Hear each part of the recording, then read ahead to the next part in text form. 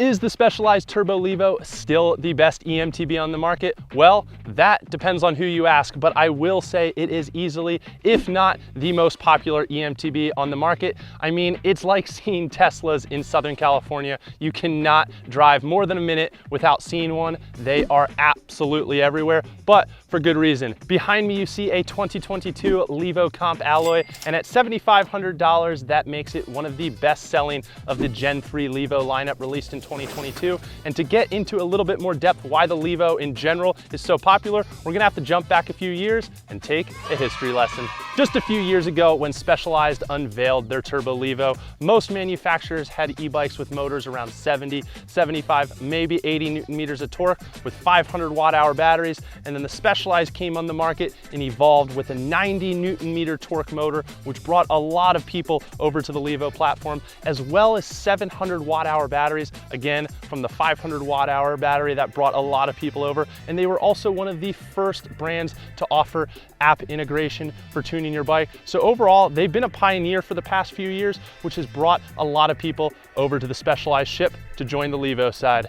Similar to the other Gen 3 2022 Levos, the Comp alloy saw an upgrade from 2021 to a mullet wheel setup, a Fox Float X piggyback canister rear shock, but most importantly, a revised, updated, slightly more progressive geometry, which I love and we'll get into right now. Starting up at the front of the bike, we have a 64.5-degree head tube angle, which is adjustable with the high-low chip, anywhere from 63 degrees if you're the kind of person that wants to strictly point the bike downhill, all the way up to 65.5. And keep note, you also can adjust the bottom bracket height as well with those settings up to 7 millimeters.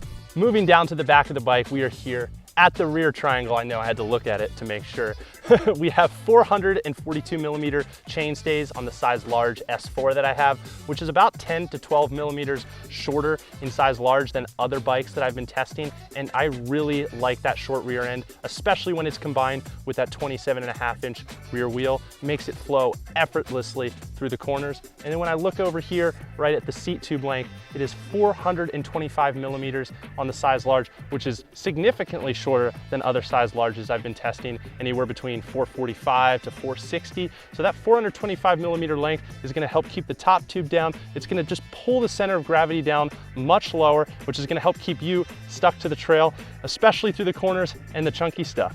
Lastly, the size large features a 477 millimeter reach, which I personally really like. It's right between my sweet spot of 470 at the shortest and 490 at the longest.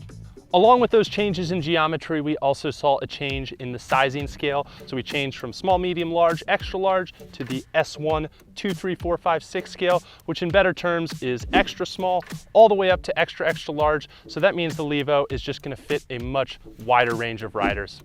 Now, I think you know what's coming. Let's talk about specs, baby. Let's talk about specs, baby. As the name entails, the Comp alloy features a alloy frame, you guessed it, but it's considerably light, especially for an alloy bike, coming in at 53 pounds in the size large. As for what's wrapped inside of that frame, we have a 700 watt-hour internally mounted battery combined with the Specialized 2.2 motor outputting 90 Newton meters of torque. Looking at the suspension, we have a Fox 36 Rhythm up front with 160 millimeters of travel, and out back, we have the Fox Float X with 150 millimeters of travel. Looking down at the brakes, the Comp alloy sure did not hold back in this department, so we're gonna have these SRAM Code R quad piston hydraulic disc brakes featuring that massive 220 millimeter rotor up front and the 200 millimeter rotor in the rear to boot. Looking towards the back, we have a SRAM GX Eagle drivetrain featuring the GX shifter up front, the GX 12-speed rear derailleur in the back, and the 10 to 52 tooth cassette. Lastly, let's move over to the tires, and being that this is a mullet setup, that means we are gonna have a 29 by 2.6 Specialized Butcher up front, and that is in the T9 compound, which is gonna offer more grip for the front tire. And out back, we're gonna have the 27.5-inch by 2.6 Specialized Eliminator with the T7 compound, so a little bit of a harder compound, but that's gonna help withstand the test of time better and help promote less wear. Now that you've made it through the history lessons and the spec sheet, let's hit the trail and I'll tell you what the Levo Comp alloy is all about. Before we get to the descent, let me spotlight a few things real quick.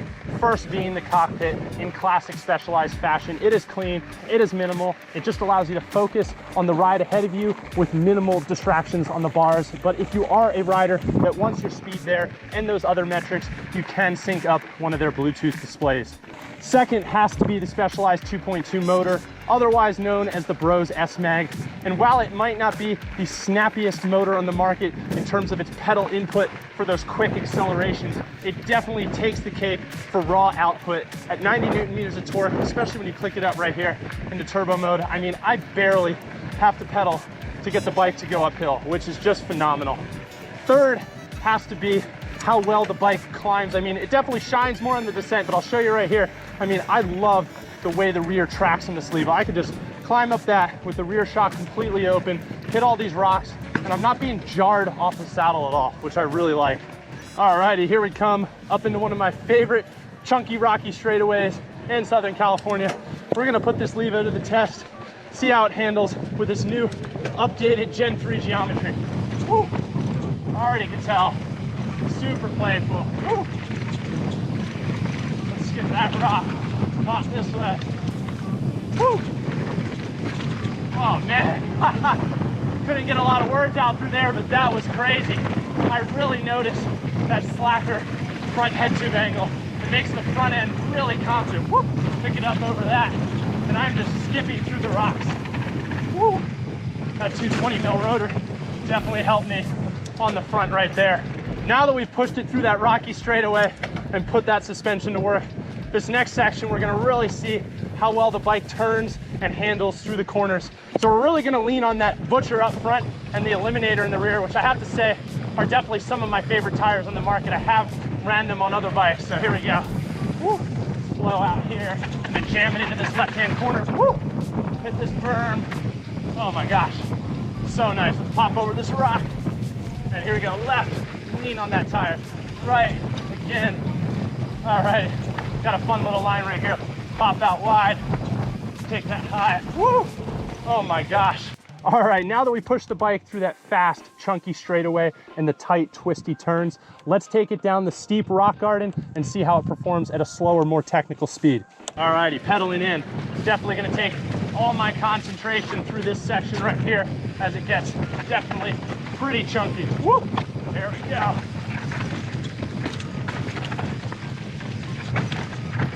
It is so planted, and I do have a lot. That's probably actually the fastest I've pushed through that section in a while. Here we go. The triple lily pad drop. Woo! Drop, drop, drop. Woo, woo, woo. With ease. As we get down towards the bottom of the trail, I will say, for me, the geometry and how this bike feels, woo, just oozes confidence. I mean, honestly, riding a lot faster than I would. I mean, now that I'm having word vomit and I can't get a word out edgewise, let's open it up and make it even harder for me to talk through the high speed here. Woo! I mean, the Levo just feels so planted. Woo! Skip over all those rocks and just relying on the tires. Ooh, went a little wide there. Pedal and get the last speed section going. Woo! Alrighty, that was it. Finish it off with this little gap. And then lean into those tires for that last corner. Woo! Alrighty, so it's the following day. We are over here in Calabasas next to our new LA store, and I've had a little bit of time to think about the Levo, so let's go over my impressions, my recommendations, and some things to look out for when it comes to the Levo Comp alloy.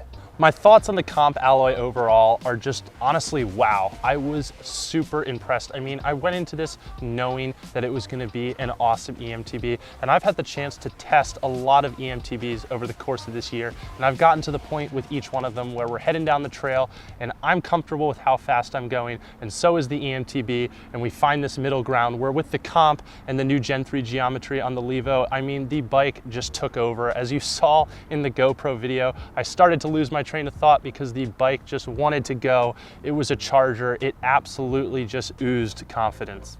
What stood out most for me with the Gen 3 Levo geometry had to be that mullet wheel setup in combination with the shorter rear chainstay and the shorter seat tube length. Overall, with that smaller wheel in the back and the shorter rear end, it kept it really nimble, especially pulling through the corners, having that larger wheel up front. And the shorter seat tube length definitely kept the center of gravity lower and made the bike have a more stuck to the trail feel. The great thing about the Levo Comp alloy is I think it is going to appeal to a lot of people.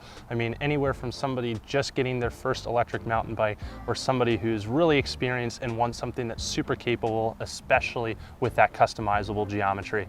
As far as my recommendations go, I definitely did want to talk about sizing. I'm 6'2" and 190 on a good day, and I have a 32-inch inseam, and typically all of my bikes are a size large. So on the Comp that we were testing, it was a size S4, and with that newer updated geometry and the shorter seat tube length, I definitely had to pull a lot of dropper post out of the frame, even though it's a 175. So if you are a taller rider, definitely do know that going in, that you might not be able to have the dropper fully slammed into the frame, so you might want to upgrade to something like a 190, maybe a 200mm dropper if you want to get that seat, your saddle, all the way down. A few things to look out for on the Gen 3 Levos. One would have to be that new charger port. I forgot to mention it earlier, that is definitely a change on the new Gen 3s. So you're going to have a lockable flap, which is really nice. It seems like it seals a lot better than the past generations, but you will want to be careful when charging because we have seen some doors snap off with your charger plugged in if the bike rolls backwards. So definitely keep a note of that. One last thing to look out for or to keep in mind would have to be that GX shifter up at the front. It is a standard GX shifter, not the EMTB designed, and the EMTB designs offer the one-click shifting both up and down the cassette, whereas the standard allows you to dump quite a few gears when you're going back up the set. So you will have to be a little bit more precise with your shifts. It's not a big deal, but it definitely is something to keep an eye out for. I personally prefer the EMTB pods because while you're riding down the trail, it allows you to make those clean, smooth shifts every time because you're only going one at a time, but just something to note.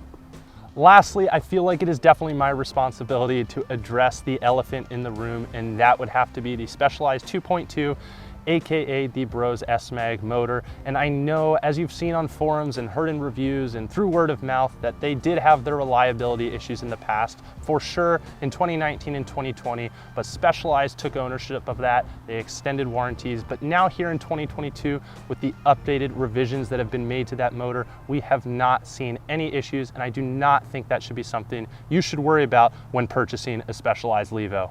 After all, if you do have issues, I will say Specialized is top notch. They are by far, bar none, the best when it comes to warranty replacement in the industry that we've dealt with. So if you do run into an issue, don't sweat it. They have you covered. If you like what you saw, you know what to do. Drop a like on the video, leave a comment down below, and let us know what you think of the 2022 Levo lineup and their new Gen 3 geometry. And if you have not already, definitely hit subscribe to the Fly Rides Electric Bikes channel, as it'll greatly help us out and it'll keep you in the loop for more videos just like this. So until next time, you know the deal.